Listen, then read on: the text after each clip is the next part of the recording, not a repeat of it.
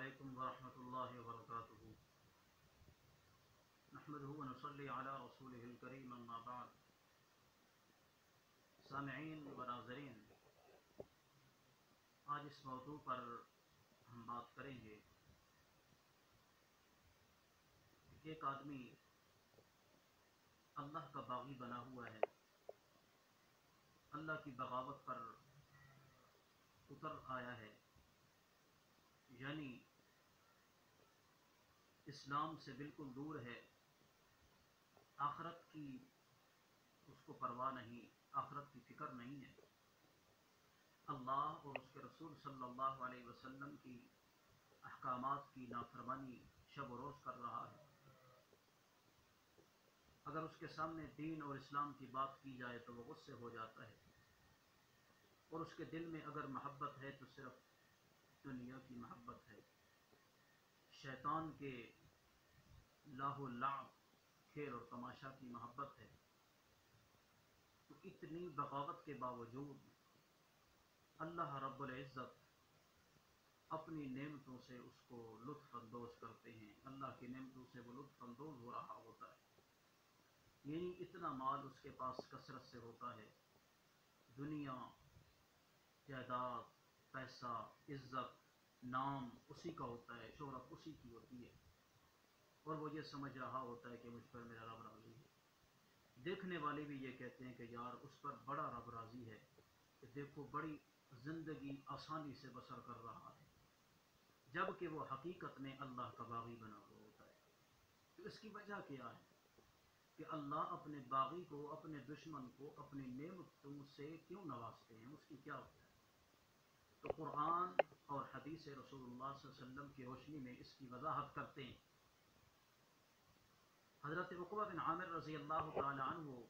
حدیث کے راوی ہیں، فرماتے ہیں کہ نبی کریم صلی اللہ علیہ وسلم نے فرمایا کہ وہ شخص جو دن اور رات 24 گھنٹوں میں اللہ کی نافرمانی کرتا ہے،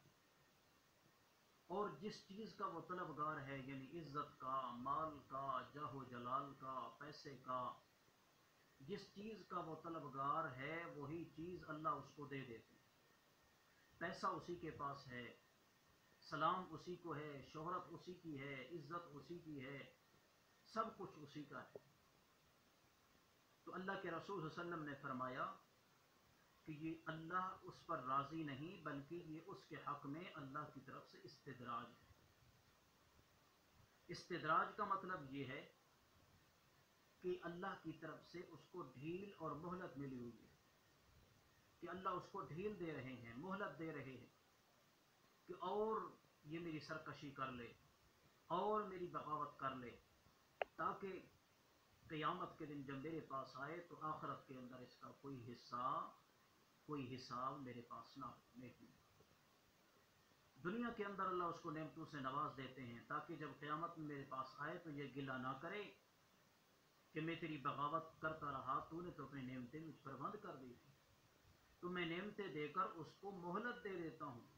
تاکہ یہ اور سرکش بن جائے، اور متکبر بن جائے، اور میری بغاوت کر لے۔ یہ اللہ کی طرف سے ناراضگی ہے، اور ایسے بندے کے حق میں استدراج ہے۔ استدراج کا معنی ہے مہلت دینا، یہ اللہ اس کو مہلت دے رہے۔ اور اس کی مزید تشریح اللہ کے قرآن، اللہ کی کلام کے اندر آتی ہے۔ اللہ فرماتے ہیں، غالباً 7واں سپارہ ہے،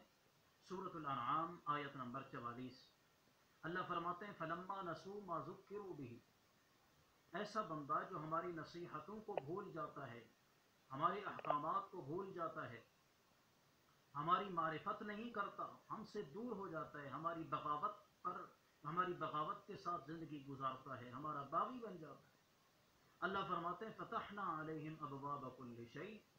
ہم اس پر اپنی نعمت کا ہر دروازہ کھول دیتے ہیں،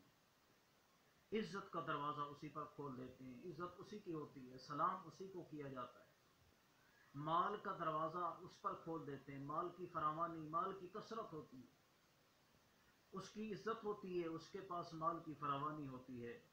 اس کے پاس جاہ و جلال ہوتا ہے، وہ سمجھ رہا ہوتا ہے کہ مجھ پر میرا رب راضی ہے، اور وہ یہ کہہ رہا ہوتا ہے ھذا من فضل ربی، یہ میرے رب کا فضل ہے۔ اور دیکھنے اور سننے والے یہ سمجھ رہے ہوتے ہیں کہ یار واقعی رب کی رضا ہے، واقعی رب اس بندے کے ساتھ پیار کرتا ہے کہ دیکھو اللہ اپنی نعمتیں اس کو کھلا رہا ہے، یہ اللہ کی ہر نعمت سے لطف اندوز ہو رہا ہے، اور ہم ہیں کہ غریب بیچارے نمازیں بھی پڑھتے ہیں، اللہ کے احکامات پہ بھی چلتے ہیں، اس کے باوجود ہماری زندگی تنگ دستی میں گزر رہی ہے، ہمارا حال برا ہے، کھانے کو ترس رہے ہیں، اللہ کی ہر نعمت کو دیکھ دیکھ کر ترس رہے ہیں، اور یہ جبکہ ہے اللہ کا باغی، لیکن اس کے باوجود دیکھو اللہ کتنا راضی ہے کہ اللہ اپنی نعمت اس کے اوپر ہر نعمت کا دروازہ کھول دے۔ حالانکہ اللہ آگے فرماتے ہیں حتی اذا فرحو، یہ جب خوش ہو جاتا ہے، حدیں پار کرنے لگ جاتا ہے، اسلام کی بغاوت کرنے لگ جاتا ہے، پیسہ آ گیا،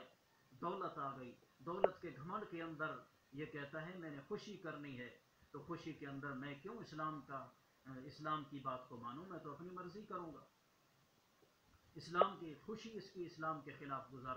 گزرتی ہے، غمی اس کی اسلام کے خلاف، شب و روز اس کی اسلام کے خلاف گزر رہی ہوتی ہے، اور کہتا ہے یہ تو یہ مولویوں کی باتیں ہیں، یا مولوی اپنی طرف سے گھڑ کے سناتے ہیں۔ تو اللہ فرماتے ہیں اخذناہم، یعنی جب اس نہج تک، اس مقام تک یہ انسان پہنچ جاتا ہے تو اخذناہم بغتتاً، ہم اس کو اچانک اپنی پکڑ میں لے لیتے ہیں، فاذا ہم مبلسون، وہ حیران ہو جاتا ہے کہ میں کیا سمجھ رہا تھا اور یہ میرے ساتھ ہو گیا۔ تو اس حدیث اور قرآن کی اس آیت سے یہ بات واضح ہو گئی کہ دنیا کا مل جانا، اس حال کے اندر کہ رب کے باغی کو دنیا کا مل جانا، دنیا اور اللہ کی نعمتوں کی فراوانی کا ہو جانا، یہ اللہ کی رضا نہیں ہے، بلکہ یہ اللہ کی طرف سے استدراج اور مہلت ہے۔ تو اس لیے اس غلط فہمی میں نہ پڑنا چاہیے، اس غلط فہمی میں نہ جانا چاہیے کہ جناب یہ اس بندے پر اللہ راضی ہے، اس کے ساتھ اس کو اللہ نے پسند کر لیا ہے، اس لیے ہم کو اللہ پسند نہیں کرتا،